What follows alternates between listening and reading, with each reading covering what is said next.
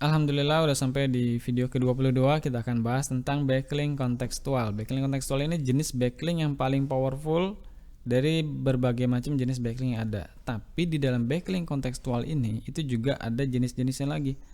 Ya, sebagaimana yang kemarin udah dibahas juga, ada PBN, ada link exchange, ada guest post, ada paid post, ada press release, ada review, dan seterusnya.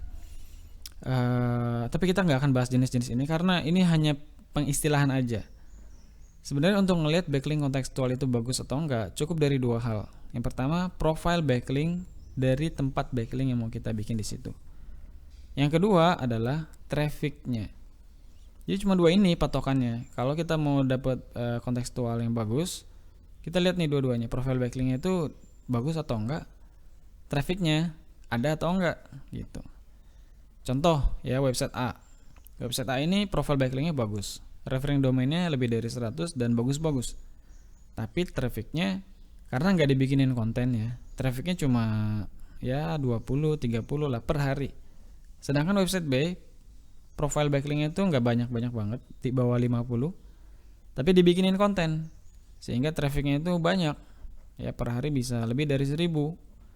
Mana yang lebih bagus nih, kita dari website A atau dari website B? Kalau secara ya dua-duanya bagus, cuma mana yang lebih powerful? Ini kan pertanyaan kan yang harus dijawab. Ya oke, itu contoh pertama. Contoh kedua nih, website A, website B lagi. Profile backlinknya sama-sama 100, trafficnya sama-sama 1000 per hari. Website B sama punya profile backlink 100, referring domainnya 100, trafficnya 1000 per hari juga. Ini udah sama kekuatannya, ya kan? Tapi hasilnya bisa beda dari cara pembuatan konten yang berbeda. Gitu.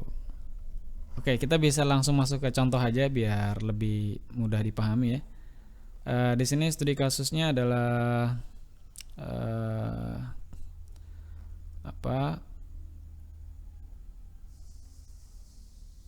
web sintesa ya, tes kepribadian.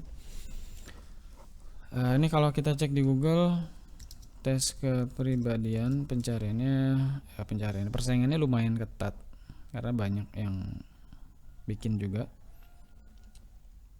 Tapi kita bisa, alhamdulillah bisa masuk. Nah, ini ada beberapa teknik-tekniknya yang kemarin kita pakai, kita gunakan. Sampai akhirnya karena waktu itu udah di halaman 1, ada website yang bikinin backlink secara sukarela, yaitu Tirto ya, tirto.id. Kita dijadiin nomor 1 lagi. Jadi website yang website yang memberikan fasilitas tes kepribadian lah, kira-kira gitu. Nah, ini di review, ini namanya review. Kita nggak bayar, nggak minta juga, nggak ada komunikasi sama sekali, jadi murni dijadikan sebagai referensi. Dan case-case kayak begini nih sering banget ya. Emang untuk bisa dapetin link-link gratis, backlink gratis semacam ini, kita harus punya value dulu kontennya. Karena kalau nggak punya value, ya nggak ada alasan bagi mereka untuk bikinin backlink ke kita. Oke, next. Ini ada website dari santri, alhadiibrahim.com. Di sini ada backlink mengarah ke tes MBTI-nya sintesa. Ini yang tadi saya katakan cara pembuatan konten itu mempengaruhi kekuatan. Jadi di sini membahas menyikapi berita hoax, ya kan? Kemudian di dalamnya ada salah satunya adalah ada outbound link, external link yang mengarah ke web sintesa. Ini secara pembuatan konten, maksudnya secara kualitas backlink ini oke, karena dia kontekstual. Dia kontekstual itu backlink ada di tengah-tengah paragraf, di tengah-tengah artikel, di tengah-tengah konten. Udah bagus. Tetapi kalau dia harus dikasih nilai, mungkin ini nilainya 7 ya. Belum maksimal sampai ke 10 gitu. Terus juga ini misalnya, ini juga sama, ini nilainya mungkin 7 juga, atau mungkin ya 7 lah. Di sini ada tes kepribadian, anchor text-nya tes kepribadian. Kalau ini anchor text-nya tes kepribadian MBTI. Terus di sini ada ciri seorang ambivert ya. Ini dia mulai membahas tentang kepribadian. Ini website Santri juga. Tapi kalau ini harus dikasih skor, ini mungkin skornya 8. Terus di sini ada yang terakhir contoh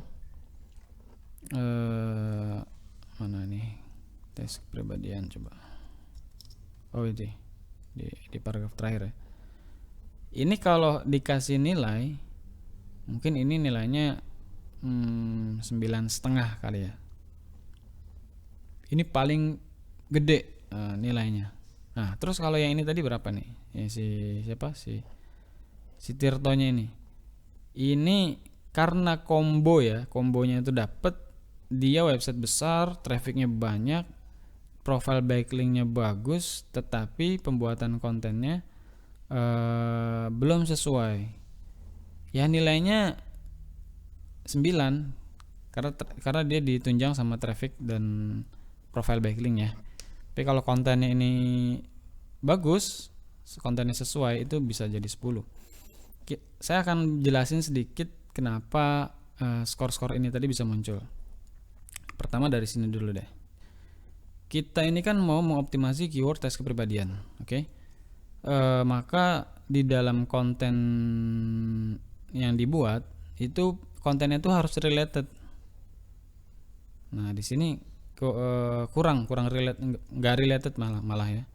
Nggak related. Ciri-cirinya apa? Kalau kita ketik keyword ya, part of keywordnya kan kita tes kepribadian yang mau kita optimasi. Di sini cuma kita temuin satu doang. Artinya relevansinya itu kurang. Harusnya tes kata-kata kepribadian ini bisa lebih dari 5 gitu. Di sini juga sama, kepribadian cuma 1 gini. Nah, kalau di sini mungkin agak nambah ya, kepribadian. Oh malah nggak ada, kok nggak ada tes. Oh ini tes MBTI. Wah ini nilainya kurang juga ini, berarti kurang nih. Ya mungkin sama lah sama yang lainnya. Tapi topiknya sebenarnya udah ini ya, udah nyerempet. Oke lah. Nah yang ini tuh kepribadian ada 10. Nah tetapi perlu dicatat juga ya, bikin backlink kontekstual itu nggak boleh keywordnya sama dengan yang mau dioptimasi. Jadi ini relevannya dapat, kemudian relevannya dapat dan sesuai banget gitu dengan yang kita butuhkan. Kontennya sesuai, relevansinya berdasarkan density pengulangan objek keyword itu dapat. Maka ini tadi kan saya kasih nilai 9,5 secara, karena ini ya di kelasnya kita nggak ngebandingin sama Tirto, nggak. Di kelasnya itu maksudnya sama-sama di blok gitu. Kalau diukur dari masing-masing blok ini yang paling bagus. Katakanlah ini profil backlinknya udah sama semua ya, sama-sama 100 referring domain, sama-sama 1000 per hari, maka ini adalah konten yang paling bagus. Yang ini gimana? Yang ini bagus banget, di antara yang lain ini yang paling bagus karena diangkat sama traffic dan profile backlinknya. Nah, dia media besar gitu.